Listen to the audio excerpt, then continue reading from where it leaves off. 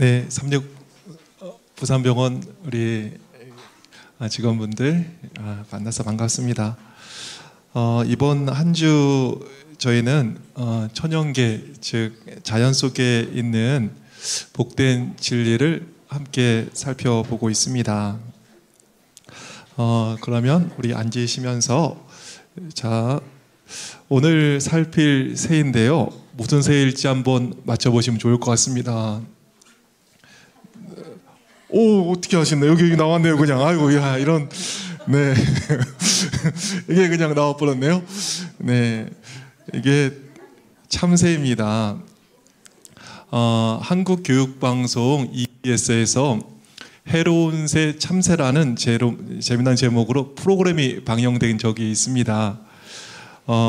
중국의 그 마오쩌둥은 1955년 야, 저 새들이 먹는 쌀만 아껴도 수확량이 증가할 텐데 하면서 쥐, 파리, 모기와 함께 참새를 네 가지 해가 되는 그 새로 지정을 했습니다. 그래서 1958년 4월 19일 해로운 새 참새 박멸 작전을 시작했습니다. 세숫대야 갖고 나와, 물통, 깽가리 다 갖고 오라고. 그리고 그것도 모자라서 폭죽 가져오고 자동차 경적 동원하자. 그렇게 해서 참새가 어디에든 앉지 못하게, 앉으려고 그러면 두들겨서 하여간 괴롭혀가지고 참새를 힘들게 했습니다. 그리고 참새를 잡았습니다. 참새 박멸 작전은 대성공을 거두어서 1958년 한 해에만 전국적으로 2억 1,000마리의 참새를 없앴다고 합니다. 참새 수가 줄어들자 더 큰 문제가 발생했는데 해충이 극성을 부려서 결과적으로 농사가 심각한 흉년이 되었다고 하죠. 그래서 1960년 한 해 동안 3천만 명의 사람들이 흉년이 들어서 굶어 죽었다고 합니다. 무엇인가 큰 잘못을 저지른 게 아닌가 생각한 이 중국 정부는 뒤늦게 참새가 하는 일을 조사했습니다. 근데 참새 하는 일을 조사하다 보니까 하루 동안 참새가 80에서 120마리의 해충을 잡아주는 것을 알게 되었습니다. 참새 한 마리가 1년 동안 해충을 잡아주는 노동력을 금액으로 환산해 보니까 1976년 기준 우리나라 화폐 돈으로 26,000원어치 일을 해줬다는 거예요. 이렇게 참새가 이 곤충을 잡아주면서 해충을 잡아주는 거죠. 그런데 참새가 곡물을 먹는 것은, 그래서 손실을 입히는 것은 1년에 28원어치랍니다. 야, 중국 사람들이 참새가 끼치는 눈앞에 작은 손해 때문에 예민해가지고 참새가 주는 큰 이익을 보지 못했던 것입니다. 그래서 중국은 2000년에는 참새를 보호해야 되는 새로 이렇게 등극시켰다고 하지요. 28원어치를 먹고 26,000원어치를 봉사하는 참새. 아마 보통 사람이 참새에 처지면 머리도 두르고 아마 파업할지도 모르겠습니다. 이게 좀 바꿔달라고. 이게 너무 지금 이게 열악한 여건이라고. 그런데 28원어치 먹고 26,000원어치 봉사를 함에도 불구하고 투정은커녕 참새는 우리 곁에서 아름다운 노래를 불러주고 있는 것입니다. 제대로 대우를 받지 못하면서도 변함없는 사랑으로 우리 곁에서 이 벌레를 잡아주는 참새의 마음은 어디서 온 것일까요? 우리 교회의 증언 8권에는 어제 본 말씀이 기록되어 있는데요. 다시 한번 보시죠. 천연계의 사물들은 하나님의 품성의 표현이며 우리는 그것들을 통하여 하나님의 사랑과 능력과 영광을 이해하게 된다. 제대로 대우받지 못함에도 불구하고 변함없이 우리를 위해서 일하는 참새를 보면서 참새를 창조하신 하나님의 품성에 대해서 우리는 알게 되는 것입니다. 매일 엄청난 축복을 주심에도 불구하고 우리는 하나님의 은혜에 그리 감사하지 않습니다.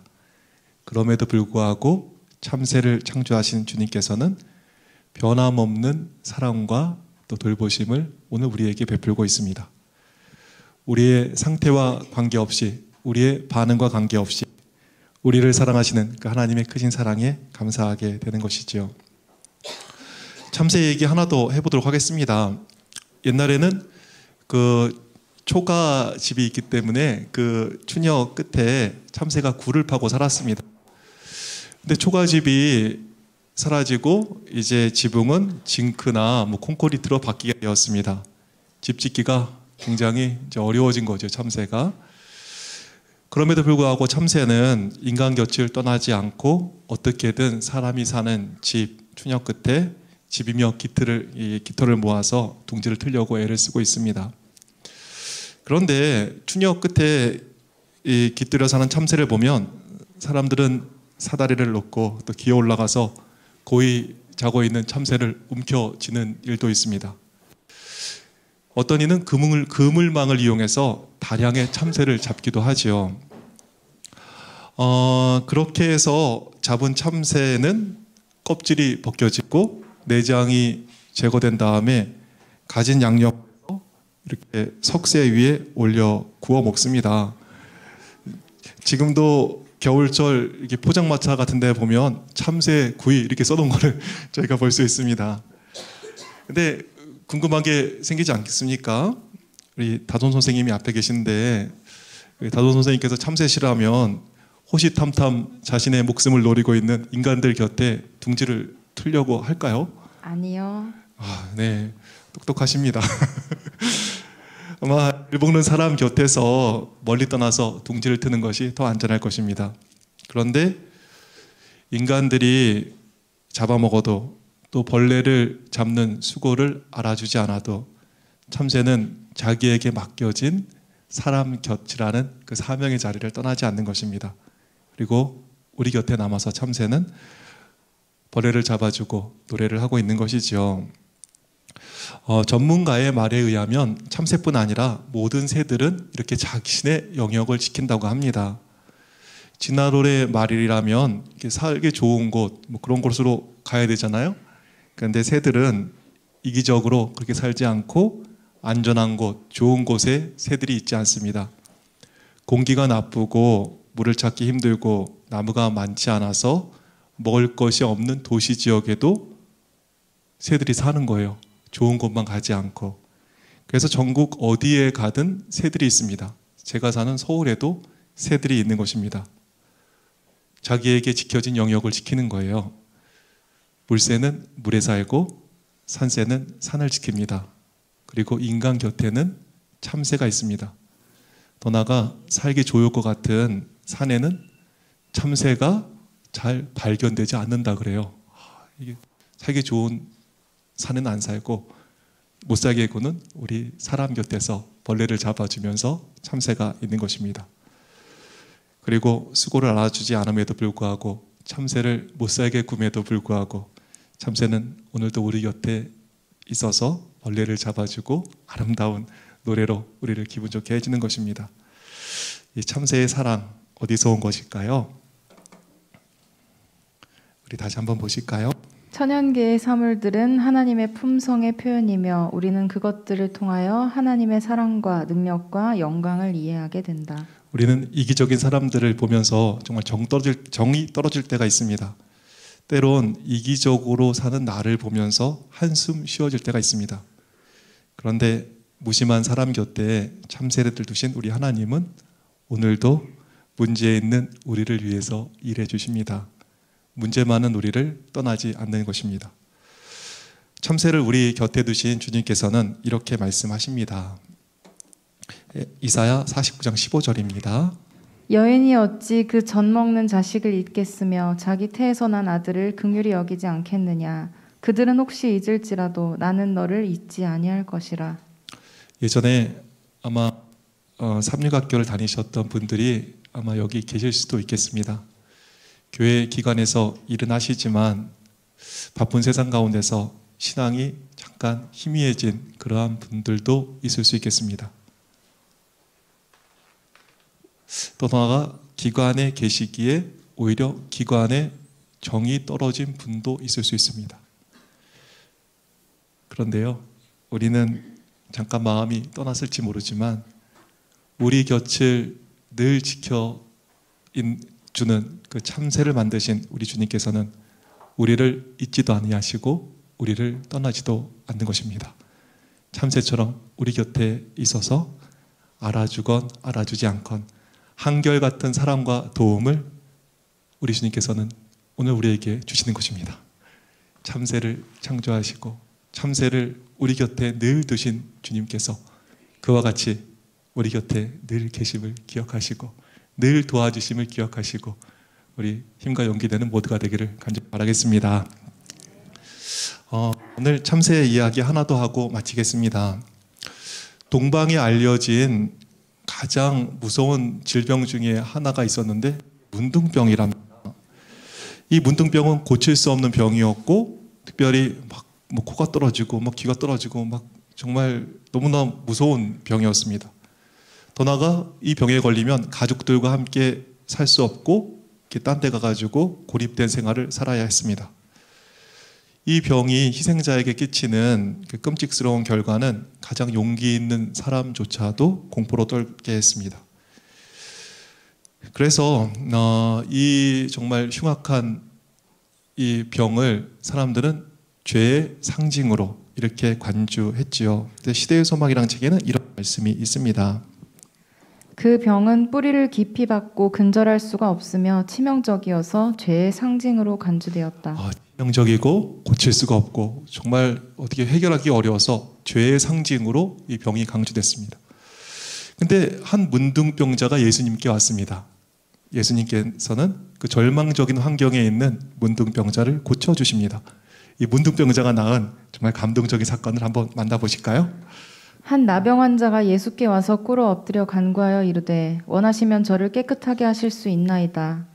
예수께서 불쌍히 여기사 손을 내밀어 그에게 대시며 이르시되 내가 원하노니 깨끗함을 받으라 하시니 곧 나병이 그 사람에게서 떠나가고 깨끗하여진지라. 곧 보내시며 엄히 경고하사 이르시되 삼가 아무에게 아무 말도 하지 말고 가서 내 몸을 제사장에게 보이고 내가 깨끗하게 되었으니 모세가 명한 것을 드려 그들에게 입증하라 하셨더라. 예수님께 나음을 입은 문둥병자는 어떻게 해야 됐지요? 빨간 글씨를 보니까 이 제사장에게 가가지고 그 나은 것을 입증해야 했습니다. 어떻게 하면 할 수 있을까요? 나음을 입은 문둥병자는 예수님 탄생 1500년 전에 모세를 통해서 하신 말씀대로 뭔가를 드려서 이 문둥병에서 나음을 입증해야 했습니다. 자, 어떻게 자신이 나은 것을 입증했을까요? 문둥병자의 정결 예식에는 몇 가지 준비할 것이 있습니다. 뭐 이렇게 위에 보면 뭐 등등등 이런 게 있죠. 우슬초도 있고 뭐 3마리 양도 있고. 그런데 특별히 문둥병자의 정결 예식에 사용되는 것이 있는데 참새 2마리를 준비했습니다. 몇 마리요? 정말 똑똑하시네. 어떻게 이렇게 병원분들은 남다르신 것 같아요. 그 짧게 그거를 기억하시네요. 2마리 맞습니다. 2마리 잘 기억해 두시면 좋겠어요. 이 참새 2마리가 준비되면 제사장은 샘을 찾아서 촌락으로 떠납니다. 그리고 샘의 생수를 질그릇에 이렇게 채워둡니다. 그리고 무작위로 선택된 참새 1마리를 택해서 머리를 그 제사장이 손톱으로 비틀어서 끊습니다. 손톱으로 머리를 비틀어서 죽은 참새.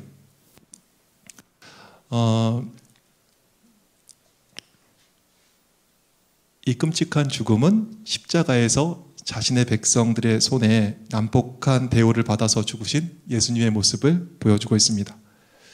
예수님 탄생 1500년 전에 참새를 통해서 예수님의 삶이 미리 기록되어 있는 것입니다.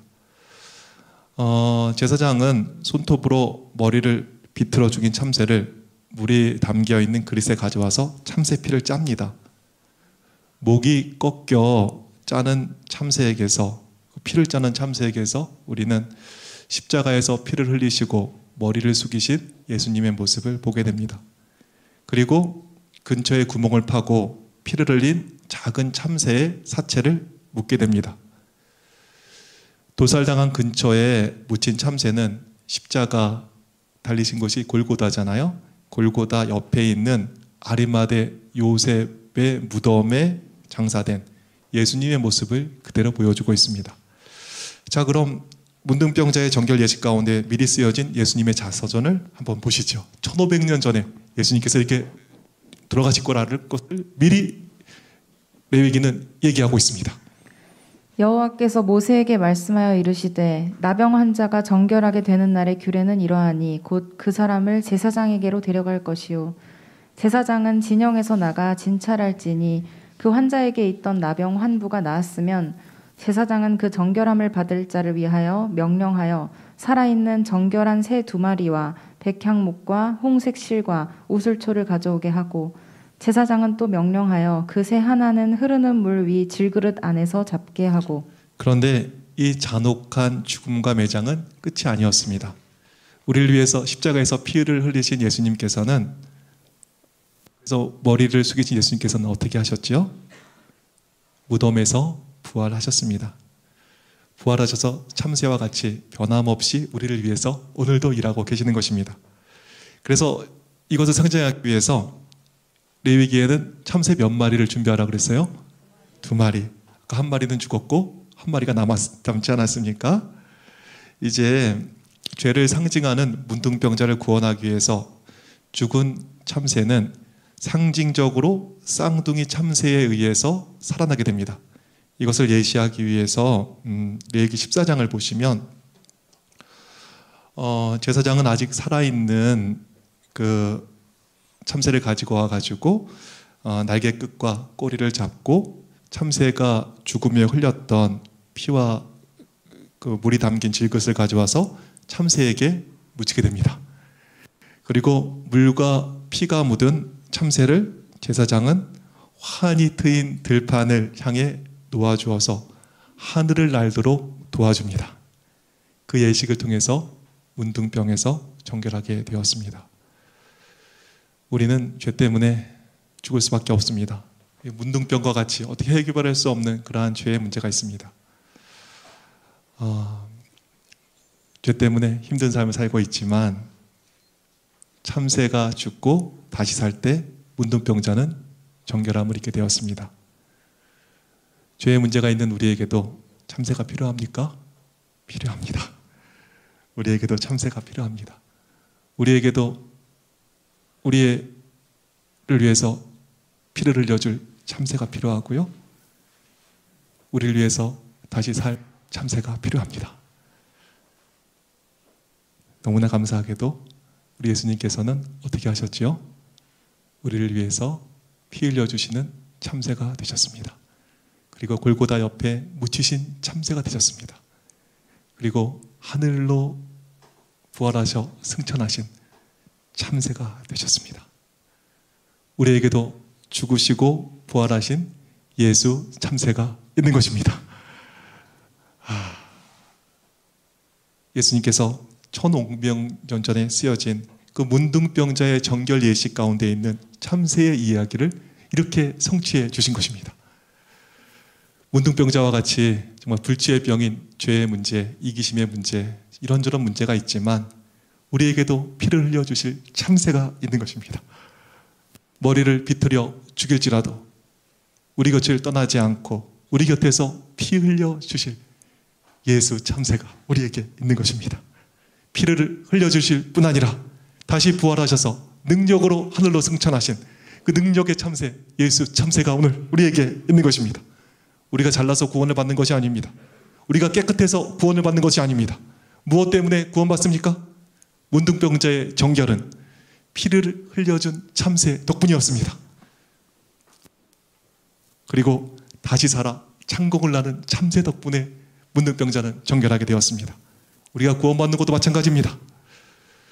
1500년 전 예언된 참새처럼 십자가에서 죽음을 당하시고 부활하신 예수 참새 덕분에 우리가 구원을 받게 되는 것이지요.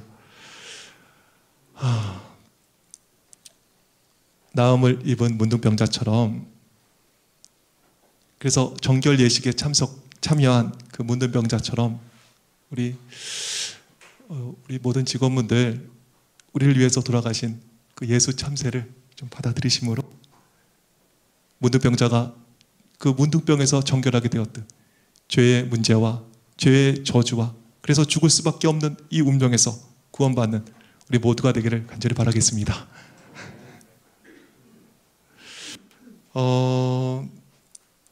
문둥병자의 정결 예식 속에는 죄의 용서와 함께 죄에서 해방된 우리가 어떻게 살아야 하는지 그것까지 보여주는 놀라운 진리가 있습니다. 이 정결함을 입은 문둥병자는 어떻게 해야 될까요? 코로나에 걸린 사람들이 며칠 격리하듯이 이 나음을 입은 문둥병자도 몇 주 동안은 가족들로부터 차단되게 됩니다. 그리고 그 사이에 첫째 날 몸에 난 털을 깎습니다.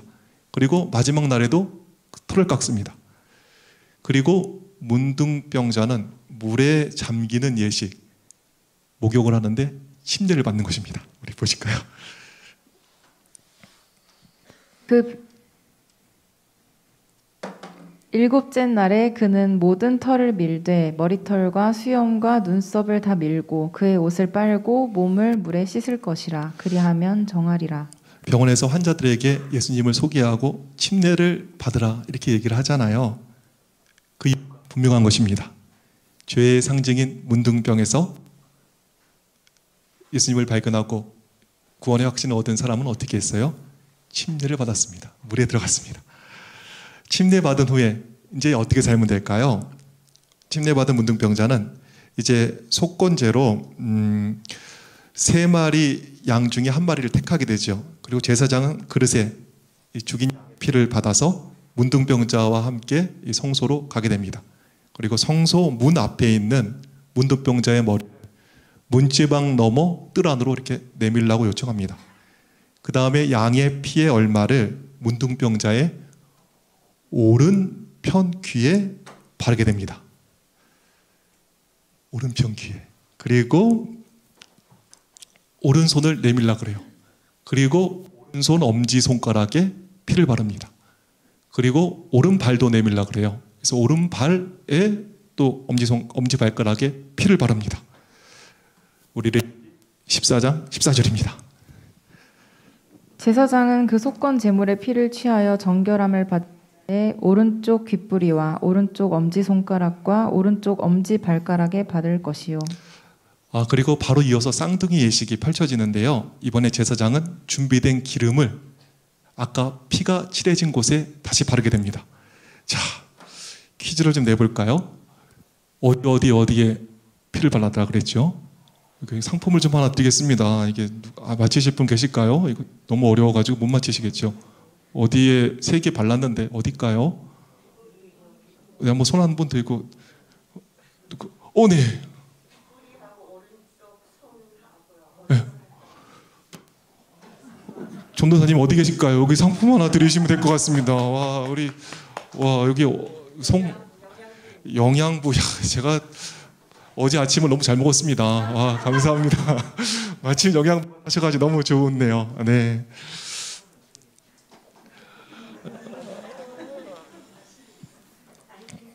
네, 뭐 이렇게 좋은 걸 주는 것 같습니다. 네, 감사합니다.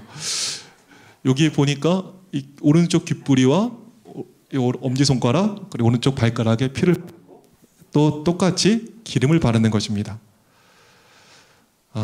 침례를 받고 우리는 어떻게 해야 될까요? 그리스도의 피의 능력과 성령은 기름은 성령을 상징하잖아요. 성령의 도움 가운데서 우리는 잘 듣고 잘 행하고 잘 걸어가는 사람이 되어야 되는 것이죠. 특별히 맨 처음 귀에다가 이 피를 바르고 기름을 발랐습니다. 그리스도인들은 어떻게 해야 될까요? 잘 듣는 사람들입니다. 믿음은 들음에서 난다 그랬습니다. 잘 듣는 사람이 결국 믿음의 사람이 되는 것이죠. 예전에 저희 동생이 이제 약국을 했습니다. 근데 좀 잘하면 좋았는데 그 앞에 있는 병원이 문을 닫으면서 쫄딱 망했습니다. 약국을 정리하고 나니까 한 1,000만 원 남았다는 거예요. 근데 그때 이제 저희 교회 동생이 다니는 교회에서 뭐 건축을 한다 그러니까 그래도 비단진 게 다행이다 해서 그 1,000만 원을 이렇게 헌금을 했더니 정말 쫄딱 망했습니다. 빈털터리가 됐습니다. 돈이 없는 것도 그럴 수 있다 치는데 안타까운 것은 남자친구도 없었습니다. 저희 어머니께서 30살이 한참 넘도록 시집을 못 가고 있는 동생을 보고 한숨을 쉬었습니다. 어머니 잔소리에 동생은 좋을 일도 없고, 그런데 어느 날 동생 이렇게 보니까 굉장히 기분이 좋은 거예요. 그래서 야, 너 무슨 일이 있냐? 그랬더니 집에서 키우는 난이 꽃을 피웠다는 거예요. 그래서 집에서 키우는 난 꽃을 피운 거 보니까 올해는 자기 인생에 좋은 일이 생길 것 같다는 거예요. 그래서 제가 너가 예수 믿고 안 되니까 이제 이상한 낭교 종교를 믿고 그러냐? 이제 그랬더니 그게 아니라 이유가 있다는 거예요. 그래서 무슨 이유가 있는데 그랬더니 이 난이란 게 겨울에 너무 추워서 좀 불쌍해서 이렇게 베란다에서 안에 들여놓으면 시들시들해진다는 거예요. 그리고 물을 좀 줘야지 하고 물을 또 자주 주면 또 안 된답니다. 가끔 잊어버릴 때쯤 한 번씩 이렇게 담가줘야 된다는 거예요. 정말 잘해줄래야 잘해줄 수 없는 게 난이랍니다. 근데 이 집에서 가장 홀대받는 난도 하나님께서 꽃을 피워주시는데 하물며 이 집의 금지옥엽인 자신의 인생에 주님께서 꽃을 피워주지 않겠냐.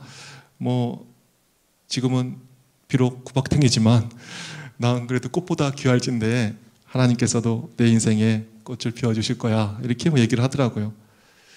제가 마음속으로 내 믿음대로 될지어다 그랬습니다. 바뀐 것은 하나도 없습니다. 돈도 없고 남자친구도 없고 나이가 줄지도 않습니다. 근데 성경 말씀이 들려온 거죠. 마태복음 6장의 말씀 보실까요? 오늘 있다가 내일 아궁이에 던져지는 들풀도 하나님이 이렇게 입히시거든 하물며 너희일까 보냐 믿음이 작은 자들아. 그러므로 염려하여 이르기를 무엇을 먹을까 무엇을 마실까 무엇을 입을까 하지 말라. 이는 다 이방인들이 구하는 것이라. 너희 하늘 아버지께서 이 모든 것이 너희에게 있어야 할 줄을 아시느니라. 쫄딱 망했고 결혼도 못하고 정말 아무것도 없는데 걱정 말라, 네가 꽃보다 귀하다. 이 말씀 하나 부여잡고 너무 기분 좋게 사는 거예요. 쫄딱 망했으니까 이제 몇 년 또 약국을 다니면서 일을 하고, 또 그럼에도 불구하고 남자는 계속 없고 어머니 잔소리는 시시때때로 이렇게 되는데, 그래서 계산이 안 되는 인생인데 들풀도 입혀주시는데 너희일까 보냐 하는 말씀을 붙잡고 룰루랄라 사는 거예요. 이 표정만 보면은 남자친구 한 10명쯤 있는 표정으로 이렇게 사는 것입니다. 표정만 보면은 떼돈을 버는 것처럼 이렇게 사는 것입니다. 그런데 말씀을 듣고 조건은 바뀌지 않지만 이상하게 기분 좋게 이렇게 사는 결과 어떻게 되었을까요? 좋은 남자를 만났습니다. 지금 아이 낳고 잘 살고 있습니다. 주님 말씀 들을 때 잘 살게 되어 있습니다. 우리 주님께서는 말씀하시죠. 시편 107편 19절 잘 좀 기억해 놓으시면 좋겠습니다. 이에 그들이 그들의 고통 때문에 여호와께 부르짖음에 그가 그들의 고통에서 그들을 구원하시되 그가 그의 말씀을 보내어 그들을 고치시고 위험한 지경에서 건지시는도다. 고통을 당하면 의사를 보내주거나 돈을 보내줄 것 같은데 예수님께서는 뭘 보내세요? 말씀을 보내주십니다. 그래서 예수님께서 이 땅에 오셨을 때 기적을 행하셨습니다. 뭘로 행하셨을까요? 말씀, 가라사대, 이르시되 말씀으로 기적을 행하셨습니다. 오늘 우리 직원분들께서는 아침부터 설교를 듣고 지금 뭐 하는 거야? 이렇게 생각하는 분도 있을 수 있겠습니다. 잘 오셨습니다. 고통의 문제에서, 내 인생의 위기의 문제에서 구원하시되 무엇을 보내요? 말씀을 보내어 우리를 고치시고 우리를 구원해 주십니다. 말씀의 자리에 자신을 두는 사람은 결코 후회하지 않은 인생을 살게 될 것입니다. 선택의 순간에, 결단의 순간에 말씀을 듣고 말씀의 자리를 따라서 선택하는 사람은 후회하지 않는 인생을 살게 될 것입니다. 우리 오늘 이렇게 말씀의 자리에 자신을 두는 것처럼 항상 말씀을 좀 많이 들으셨으면 좋겠습니다. 저는 이 36 부산 병원이 너무 좋은 게 여기에 말씀이 있음을 인해 감사합니다. 말씀을 듣는 인생은 후회하지 않습니다. 그래서 링컨이 그 어머니가 돌아가셨대잖아요. 돌아가시면서 내가 땅을 못 물려주는데 하나 내가 물려준다 하면서 성경책 물려줬다 그러더라고요. 그가 나중에 그 대통령이 돼서 이 성경책은 어머니가 물려주신 건데 이것 때문에 대통령이 됐습니다. 이렇게 얘기했다고 하잖아요. 말씀을 잘 들으시는, 그래서 말씀 가운데서 주시는 큰 구원을 맛보시는 우리 모두가 되기를 간절히 바라겠습니다. 말씀에 자신을 두시면 되십니다. 잘하셨습니다. 오늘 너무 잘하셨어요. 그리고 아까 뭘 했지요? 깃뿐 아니라 어디에? 엄지손가락과 엄지발가락에 피를 발랐습니다. 구원받은 그리스도인들은 손과 발을 잘 사용해야 합니다. 이익을 얻기 위해서 일하기보다는 그리스도처럼 봉사하는 손이었으면 좋겠습니다. 피를 흘리신 그리스도처럼 희생하는 손이면 더 좋겠습니다. 이거 우리 힘으로 잘 안 되지요? 성령께서 능력을 주시고 피의 은혜를 부어주신다고 했으니까 우리의 손이 봉사하는 손, 또 희생하는 손이면 좋겠습니다. 특별히 피를 흘리신 예수님처럼 높은 곳이 아니라 낮은 곳에 가서 섬기는 그러한 우리의 걸음이 되면 얼마나 좋겠습니까? 예수님처럼 편한 곳이 아니라 험한 것도 기꺼이 걸어가는 예수님의 발처럼 그렇게 살면 더 좋겠습니다. 미리 쓰여진 예수님 참새의 이야기는 우리가 어떻게 용서를 받고 또 죄에서 구원을 받고 그 후에 어떤 삶을 살아야 할지 이렇게 기록되어 있는 것을 오늘 우리는 말씀 가운데서 확인했습니다. 소망합니다. 죽으시고 부활하신 참새 되신 예수님 덕분에 우리는 죄에서 용서를 받았습니다. 이제 바라기는 우리 그리스도의 피와 성령의 도움을 힘입어서 잘 듣고 잘 행하는 그 봉사의 삶을 통해서 또 그리스도의 그 풍성한 은혜의 삶을 또 살아가는 우리 모두가 되기를 간절히 바라겠습니다. 네, 오늘 우리 참새 얘기 살폈는데 우리 참새의 그 삶에서 또 참새의 이야기에서 말씀하신 이 귀한 진리를 부여잡고 우리 그리스도인의 귀한 삶을 잘 살아내는 모두가 되기를 간절히 바라겠습니다. 기도하겠습니다. 하늘 계신 아버지 하나님, 참새처럼 늘 우리 곁에 계셔 주셔서 감사합니다. 우리를 위해서 피를 흘려 주시고 우리를 위해서 또 정말 능력으로 부활해 주셔서 우리의 모든 죄를 해결해 주시니 감사합니다. 이제 우리 주님께서 알려주신 것처럼 우리가 잘 듣고 또 봉사의 삶, 또 봉사의 걸음, 희생의 걸음을 기꺼이 걸을 수 있는 우리의 삶이 되도록 주께서 도와주시기를 사랑 많으신 예수님의 이름으로 기도합니다.